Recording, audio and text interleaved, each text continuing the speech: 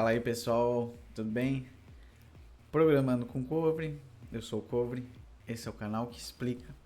Vocês estão acompanhando aí esse curso de SQL, né, com MySQL. Nós vamos dar sequência aqui acompanhando o nosso material. Nós vamos agora para o capítulo 3, tá? Vamos passar um pouquinho daquela parte introdutória mais chatinha, né, sobre o que serve o SQL, a história dele. E vamos começar de fato agora a falar sobre os detalhes dele, né? Então olha só, no capítulo 3 nós vamos aqui falar sobre as estruturas, né?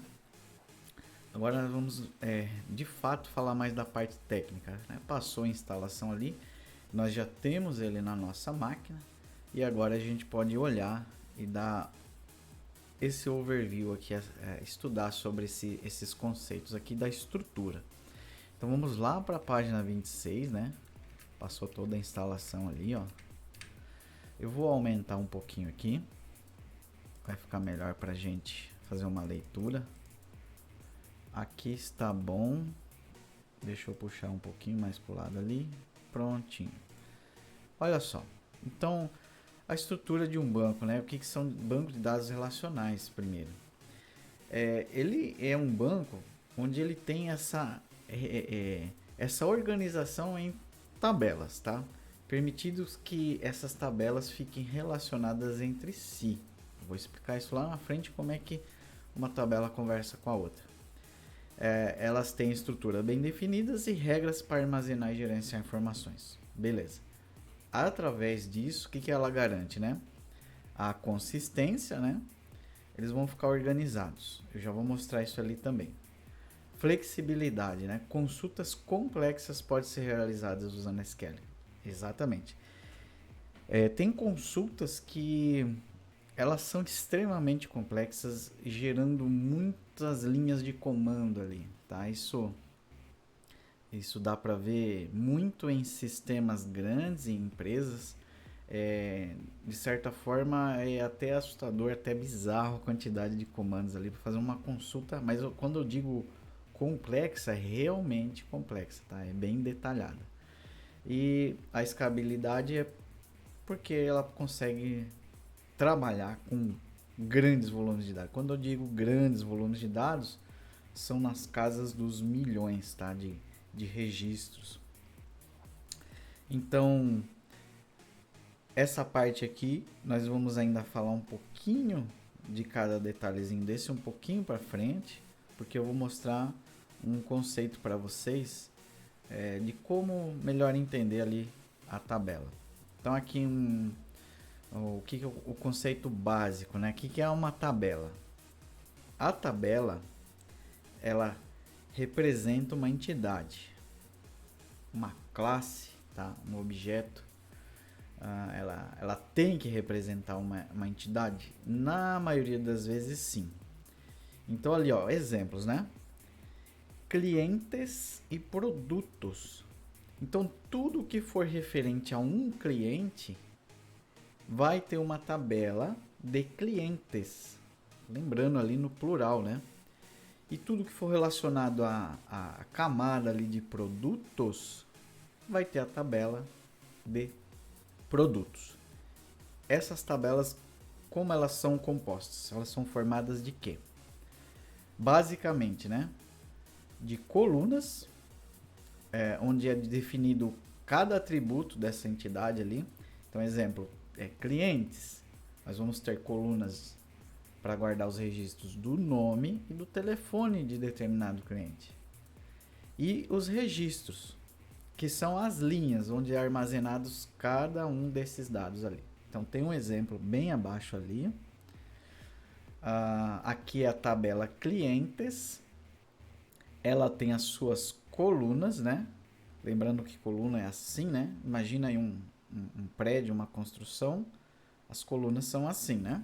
Então, ó, coluna ID, coluna nome, telefone e cidade. Isso são as colunas, né? Elas têm os nomes aqui, os indicadores de qual tipo de registro está se referindo a cada dado aqui embaixo. E os registros que são as linhas, né? as linhas. Então, este ID1, ele pertence ali ao João Silva. Esse telefone pertence a esse cara. Essa cidade, o local de moradia dele ali, provavelmente, pertence a esse registro todo aqui, ó. Esse conjunto de dados monta uma informação, monta um registro. Igualmente embaixo aqui, então, a Maria, qual é o ID da Maria? O ID da Maria é 2. Onde a Maria mora? No Rio de Janeiro. Quem mora em São Paulo aqui nessa tabela? O João Silva. Então, esses dados, eles têm o dono, o registro inteiro forma essa informação. Tá? Se ficou com alguma dúvida até aqui, manda aí. Mas, basicamente, uma tabela, ela guarda os dados na nossa ideia de forma visual muito semelhante a isso aí. Tá? Muda só a cor ali em outro detalhe. Deixa eu ver. Bom, aqui o que eu vou fazer aqui, mostrar para vocês. Eu trouxe aqui, ó, esse cara famoso, né? Então, olha só, ele também tem colunas. E ele também tem linhas. Então, qual que é o nome disso aqui? Isso aqui é uma tabela. Claro, é do Excel, mas é uma tabela. E nós temos aqui uma guia, né? Então, aqui eu posso ter uma tabela. Eu posso criar outra guia aqui. E aqui outra tabela. E aqui outra tabela para guardar dados distintos, tá? Então funciona visualmente para nós, vai funcionar de maneira muito semelhante essa parte visual. A diferença é que aqui nós temos que de fato vir nomear esta coluna A, linha 1, por exemplo, com ID. Então a linha 1 eu já perdi ela vai ser ela seria o identificador aqui do registro, né? Ó. Nome e por que idade, ó. Só um exemplo, né? Então a linha 1 eu já perdi ela para ter que usar aqui como identificador, ó. Então a coluna A representa o ID, o B o nome, o C a idade. E quando eu informar, lá, o ID do cara é o 101, o nome dele é o Cobre e a idade dele é óbvio, né, que é só 22 ali. Então, aqui eu já perdi uma linha, mas daria para fazer assim no Excel? Daria para encher de dados ali. A diferença é que se eu vou usar até esse exemplo aqui, ó, puxar para baixo, mas eu vou pôr outro nome aqui, ó. Vou colocar aqui o Mocoboy, que é o nosso mocorango, né? O ID dele é o 102 e ele tem 23. Esses registros, eles ficam meio soltos aqui. Então, por exemplo, facilmente eu posso pegar absurdamente, catar esse valor e jogar para cá, ó. Copia e cola ali. Beleza, ele deixou, não tem regra nenhuma. Deixou, fez lá, ó, já bagunçou, né? Então o Cobre tem 102 anos de idade. Ou pior, né? Porque aqui são tipos de dados iguais, são números inteiros. Ou eu copio esse dado e jogo aqui para um número. A idade dele é Cobre. Não faz sentido. Imagina isso numa tabela com muitos registros aqui e muitas colunas. E para achar um dado aqui dentro? Pô, atrelar esse 102 a estes dados aqui e supondo que tivesse muito mais aqui para frente, como e-mail, signo, gênero, e-mail, por aí vai. Então fica uma dificuldade, além das questões de segurança e de performance, né? E mais uma vez, visualmente é muito parecido, tá? Se você olhar aqui o material, ó, é como se esses quadradinhos fossem as células, tá? Mas a estrutura é a mesma, colunas, linhas. Beleza? Comenta aí se você não entendeu até aqui, tá? Vamos seguindo então. No tópico 3.3 aqui, ó, nós vamos falar sobre os tipos de dados. Quem acompanhou o curso lá de lógica de programação, viu que quando a gente está trabalhando no computador, trabalhando com sistemas, com programação, nós temos tipos de dados, né? Então aqui, ó, cada coluna é definida com um tipo de dado, que determina os valores que vão poder ser armazenados. É só lembrar lá das variáveis, né? Uma variável lá no curso, na lógica de programação, uma variável que ela só aceita número inteiro, que ela é do tipo inteiro, você não consegue jogar um valor decimal dentro dessa variável. Você não consegue jogar um texto dentro dela. Dá um problema, trava, dá erro. Então aqui vai funcionar igual. Então ali, ó, para o nosso MySQL aqui. Isso segue quase igual para todas as linguagens de SQL aí, tá bom? Mas nós vamos focar aqui no MySQL. Então os numéricos nós vamos ter o int, que é um inteiro, um decimal e um float, que só vão mudar ali na questão da capacidade deles, mas ambos são números quebrados, né? A gente costuma usar ali em preço, por exemplo, R$ 48,78, aquele número que pode ser quebrado. Nós temos do tipo texto, um caractere, um varchar e um text. Então vamos lá, de novo, caractere, ele armazena um caractere somente, todos da tabela ASCII, tá? Varchar. O varchar é o seguinte, é para quando você tem uma frase. Imagina assim, tá? É que eu vou fazer uma diferenciação entre varchar e text aqui. Varchar é para um e-mail, onde você consegue colocar números, ponto, underline, arroba, caracteres ali diversos, né? Ou um endereço. Você coloca lá, rua 15 de novembro, né? Um texto, uma frase ali. Porque isso lá na frente a gente vai ver também no capítulo lá bem na frente sobre índices. E o text é para quando não interessa o que seja, mas seja grandes volumes de caracteres, né? Muitos e muitos e muitos textos, né? Uma página de um livro ali. Sei lá, você vai armazenar você vai montar um aplicativo ali de livro, e esse livro você não vai guardar ele em PDF, vai guardar no banco. Então cada página ali num pedacinho do banco de dados. O text vai guardar um caminhão de caracteres ali, né? Eles são muito parecidos, mas lá na frente, na questão de índices, é importante entender e usar o varchar. O varchar é o famoso string, tá? Datas e horas, nós vamos ter o date time e o time. Aqui é somente data, que é a composição de data com hora ali, né? Bem legal. E os booleanos, que é o bit e o boolean, tá? 0, 1, true e false. Tem alguns bancos de dados, algumas linguagens SQL que não suportam booleano. E aí como é que o programador faz ali? Como é que ele se vira? Coloca número inteiro 0 e 1, tá tudo certo. Então um exemplo aqui, né, de criação de uma tabela, ó. A gente vai fazer isso, tá? Não precisa fazer agora, até porque eu vou ensinar ali como fazer sem essa preocupação agora de decorar ou entender perfeitamente essa ordem aqui de coisas. Mas é um create table, né? Ou seja, está criando uma tabela chamada produtos, onde ela vai ter estes campos aqui, ó, estas colunas, né?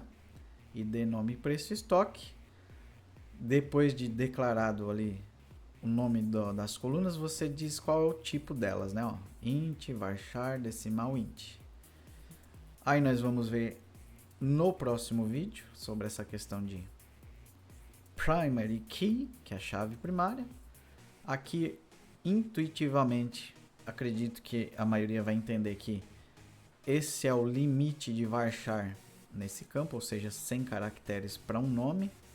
E um decimal aqui que cabe 10 números antes do ponto flutuante e após o ponto flutuante somente 2 dígitos, né? Então daria para pôr ali, acredito que assim por bate pronto assim, né? R$1.000.000 e 50 centavos caberia. E o estoque int que não tem limite aqui, né? O int ele entra, ele tem a sua própria limitação ali, mas é bem tranquilo também. Tá? Isso aqui é um comando de criar tabela, um comando raiz, né? Que a gente digita na unha mesmo e faz ali. Beleza? Se tiver alguma dúvida aqui em um desses tópicos aqui sobre esses tipos, aí comenta aí no vídeo aí, tá? Vamos ver se tem mais alguma coisa aqui. Ah, eu ia falar sobre a chave primária, né? Nós vamos entrar a fundo no outro vídeo, mas nesse aqui a gente ainda continua uma explicação mais por cima ali, mais teórica, né? Vou baixar um pouquinho mais a página aqui, ó. Aí. Então, no MySQL e outros bancos de dados relacionais, as tabelas elas podem ser relacionadas entre si. Isso para garantir integridade e organização dos dados.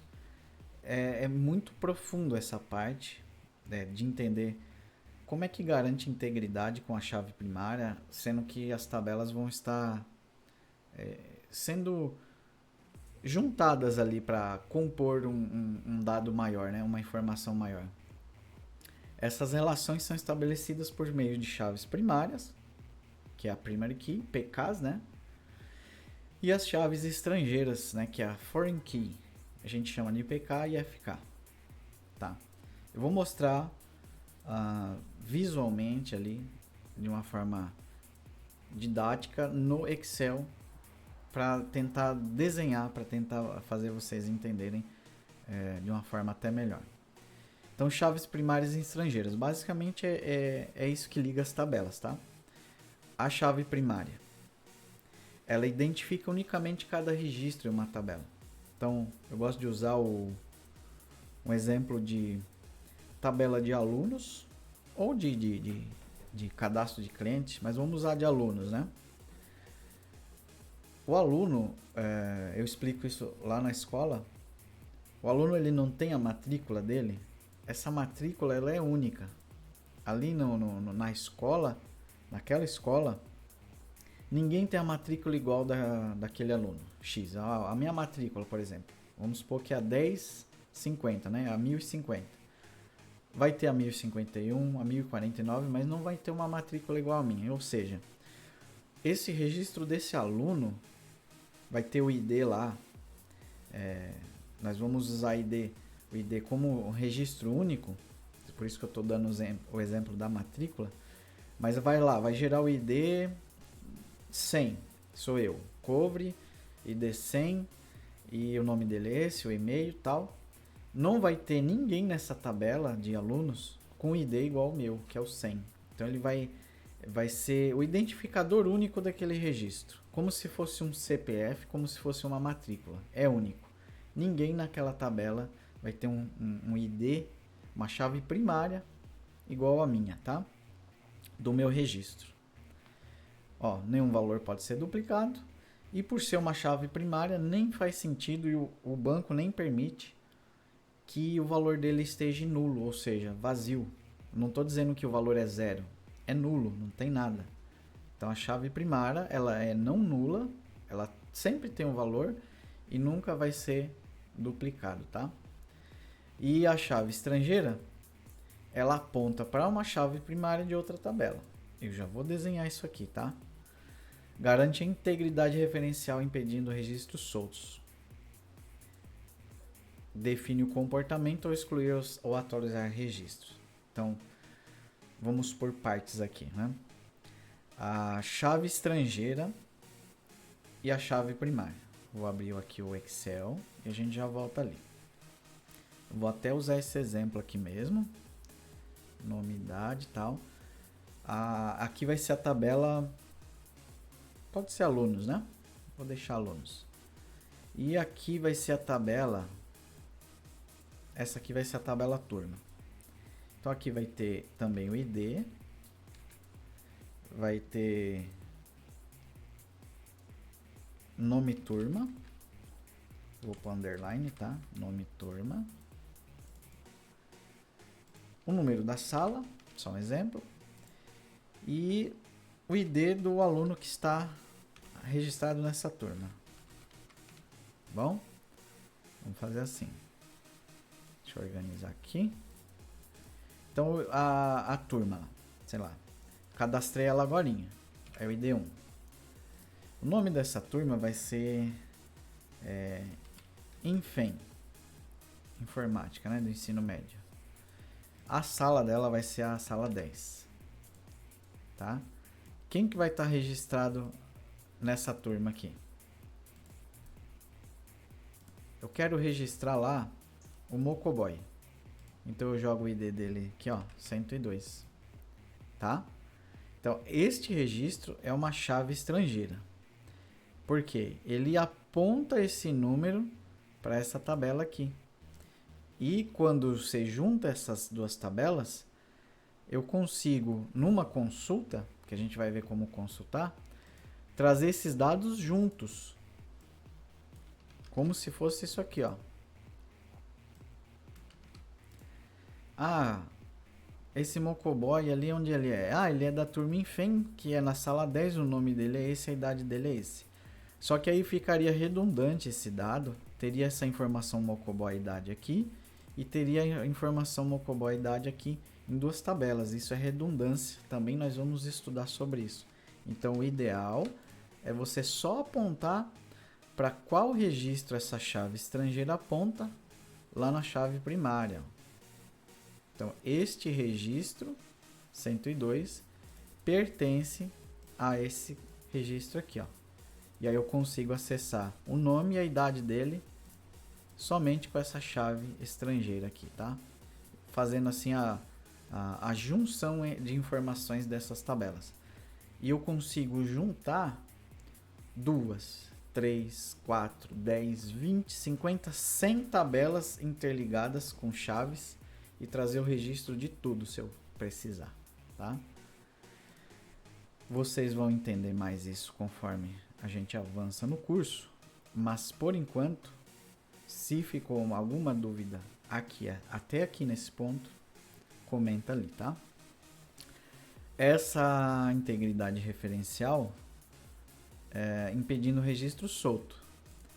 É mais ou menos isso, tá? Então, se eu tivesse lá dessa forma aqui, ó, tá? Eu tenho esse dado nessa tabela e esse dado nessa. Então vamos supor que aqui não tem chave estrangeira. Se eu por um acaso vou lá na tabela do aluno e digo, olha, esse Mocoboy aqui, sei lá, a gente digitou errado lá a idade dele, não é essa? É 25. Beleza, alterei aqui. Mas e o registro lá na outra? Tá errado. Ó, ficou como era antes. Eu teria que vir entrar nessa tabela também, alterar aqui também, ter certeza que a alteração tá igual a de lá. E se tivesse outra tabela com esse mesmo Mocoboy lá, com outra idade, eu teria que também alterar o registro lá nessa outra tabela.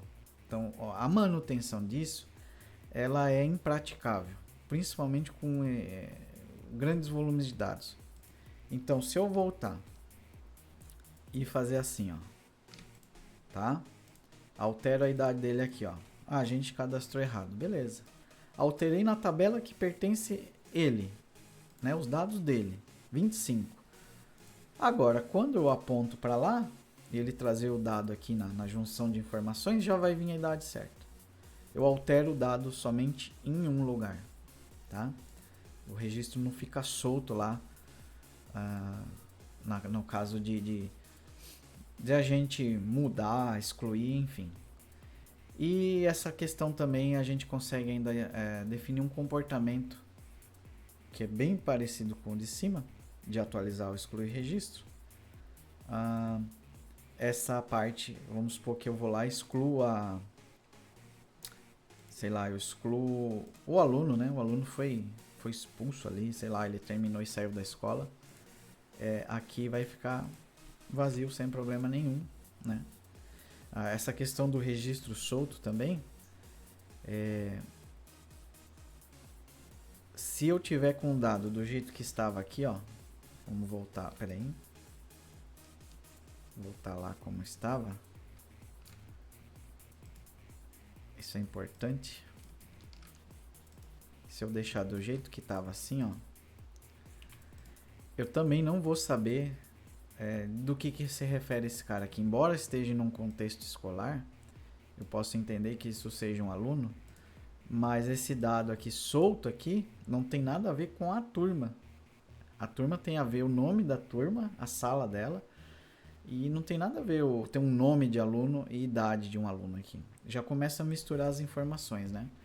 Então isso aqui pode ficar um dado solto, sei lá, eu decidi que agora a Infem não se chama mais Infem. A sala lá, acabou a turma, vai. Fica um registro solto aqui, ó. E se eu tiver com ele aqui, apontando pelo número da chave estrangeira, fica muito mais fácil de entender o dono e quem e onde pertence cada entidade ali, cada personagem, cada dado na sua correspondente tabela, tá? A parte teórica seria isso, seria essa chave primária estrangeira, uma ponta para outra, tá? Aqui nós vamos começar o capítulo 4 no outro vídeo, tá bom? Que aí é onde nós vamos de fato começar a mexer. Espero que vocês tenham entendido, é a parte teórica, tá? Deu para mostrar ali através de um exemplo no Excel, mas nós vamos botar a mão na massa para começar a entender. Essa parte introdutória mais teórica, tá? Deixa seu comentário, seu like, compartilha, se inscreve aí, comenta, tá? Faz tudo aquilo que a gente já sabe, engajar aí o canal, beleza? Os vídeos. Um abração para vocês aí, um beijo. A gente se vê no capítulo 4, então, dando sequência ao nosso curso. Beijão aí para vocês.